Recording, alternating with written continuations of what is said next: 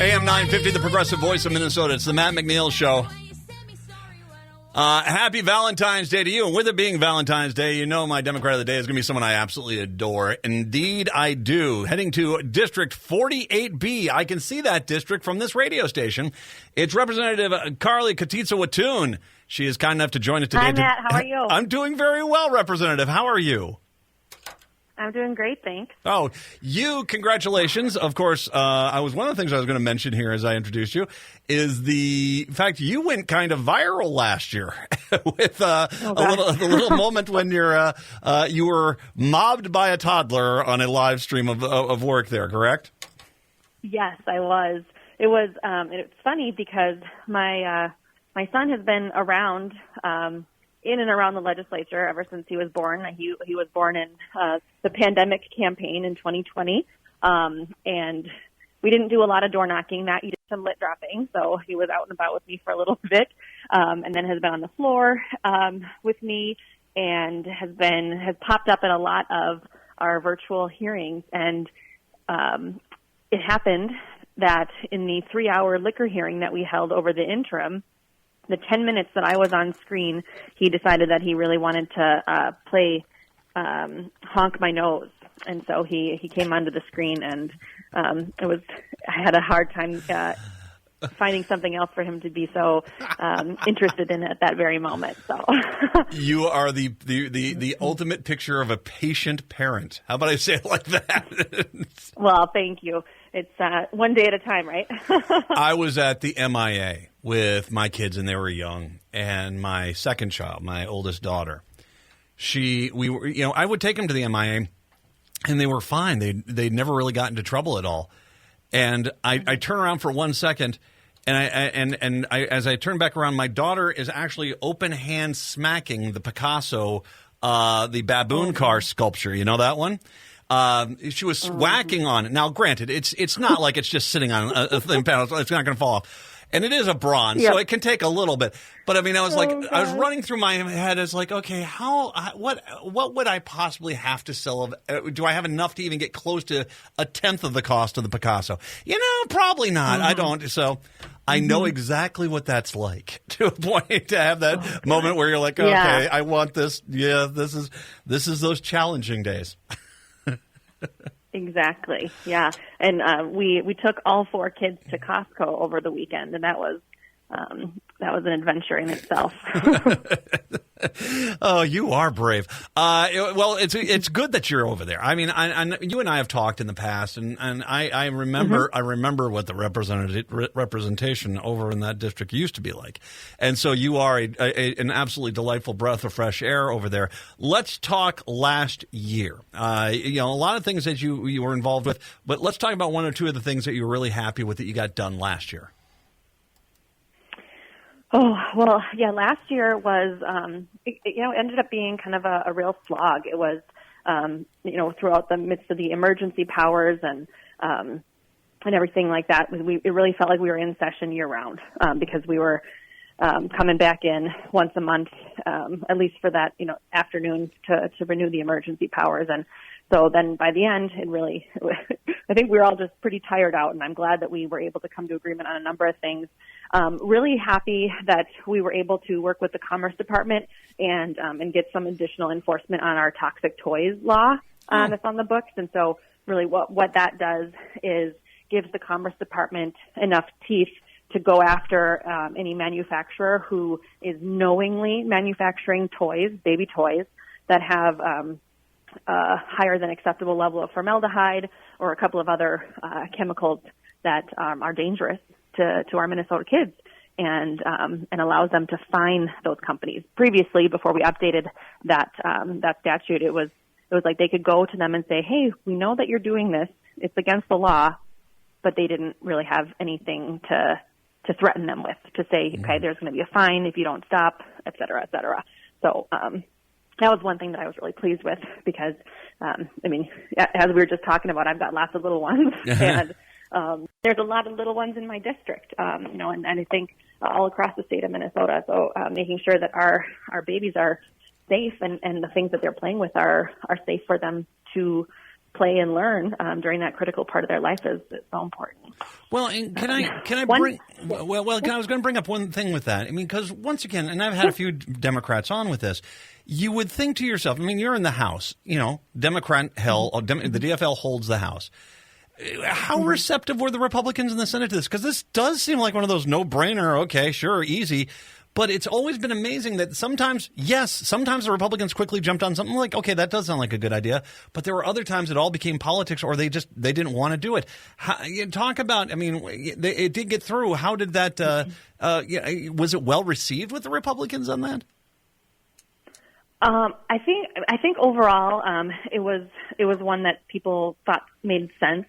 I think that maybe part of the hesitation in conference committee, and I didn't sit on the conference committee, it was the Commerce and Energy Combination Conference Committee. So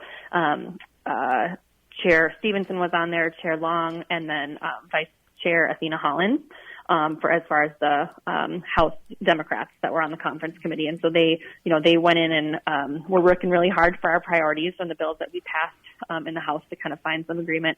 And I think part of the hesitation with some of these provisions that we had brought in the Commerce Omnibus was a hesitation against giving the administration and the departments any additional power, to be honest. I think that they were really hanging on to the emergency powers and really saying the administration doesn't need any more power than it already has. I think that was some of the back and forth. But I was really glad that my fellow Democrats hung on to that and really were talking about how important it is to keep our babies healthy. And I think that ultimately, that's what got through. Mm. Was there anything else that last year that you want to highlight as well from what you got done? Yeah. There was, I did carry the Reach Out and Read bill as well. The organization that works with pediatricians' offices, actually, across the state, and it's a nationwide organization. And here in Minnesota, they were looking to continue their expansion out of state. I had gotten a funding bill passed for them in 2019. And what they do is at every well child visit between the ages of 0 and 5, they actually send the child home with a book to kind of grow their home library. And it's just really important literacy provision. It was not actually included in our education omnibus that we were able to agree upon with the Senate, but Representative Pryor did such a great job. She's a co-author and our early childhood vice chair, talking about the importance of early childhood literacy in that education conference committee, that the administration decided to go ahead and fund it with some of the federal dollars, I believe, that were accessible for education. That is wonderful. I was so happy when my kids read a lot. And I'll tell you what, I mean, if you're a parent out there, just a quick side note here. If you're a parent, have your kids read. Read to your kids when they're young. Get your kids books. They love them. They absorb them. Get them off their phones, get them off the glowing rectangles, and get them some books, because if they're reading, especially in through those early years, I tell you what, that really pays off dividends when they get into the school age years, and that you can definitely see the difference. Absolutely. Now, switching gears a little bit away from early childhood to a couple commerce side things that we were able to get done and actually pass the House unanimously. I had a proposal for reverse mortgage loans that just kind of strengthens the consumer protection as people apply and go through that application process if they are looking to open up a reverse mortgage on their property. And then we also how do you even say this? Anonymized. Lottery prize winner anonymity is what we got passed unanimously, actually, in the House and in the Senate. And it was a long time coming. I think there's only a handful of states. Less than a third of the states, I believe, that allow people to claim lottery prizes anonymously, and we just thought that it was time to do that. So now, if you win the lottery over a prize over $10,000, you're able to claim it anonymously, and so your name and the location where you bought your ticket aren't splashed all over in the marketing materials. And the Minnesota Lottery was great to work with on that. They actually made a lot of updates to the website. So actually, they backdated the law. So now they've removed some personal information of past winners, even though our proposal didn't even do that. So they take privacy and safety of the winners really, really seriously, and they were wonderful to work with. I'm glad we got that done. Let's look at the upcoming session here. Of course, and we can talk a little bit. We'll talk about two things. Let's talk about one thing you want to do for the state that in this upcoming session. And I should mention you're the vice chair of the Commerce, Finance, and Policy. You're on the Behavioral Health Policy Division, Early Childhood Finance and Policy, Workforce and Business Development Finance and Policy. So a lot of meat and potatoes there. But as well, let's as well, not only for the state, but let's talk about 48B. You were basically, your district it's Eden Prairie, everything basically south of Highway 5 and 494 in Eden Prairie. That's you, correct? Yeah. Yeah. Yeah. So yeah. Until tomorrow at noon. Yeah, exactly. Until tomorrow at noon, we'll find out if that changes at all. But let's talk a little bit about that. What do you want to champion for the state? What do you want to champion for the district?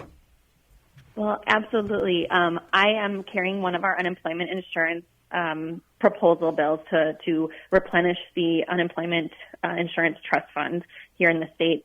We are still actually in debt to the federal government. We borrowed some money to help Minnesotans keep receiving unemployment throughout the pandemic. And it broke down to about 20% of Minnesotans had to use unemployment insurance at some point over the last 2 years, which to me really displays the importance of having really strong social safety net for our fellow Minnesotans. But so I'm carrying that to replenish the unemployment insurance trust fund.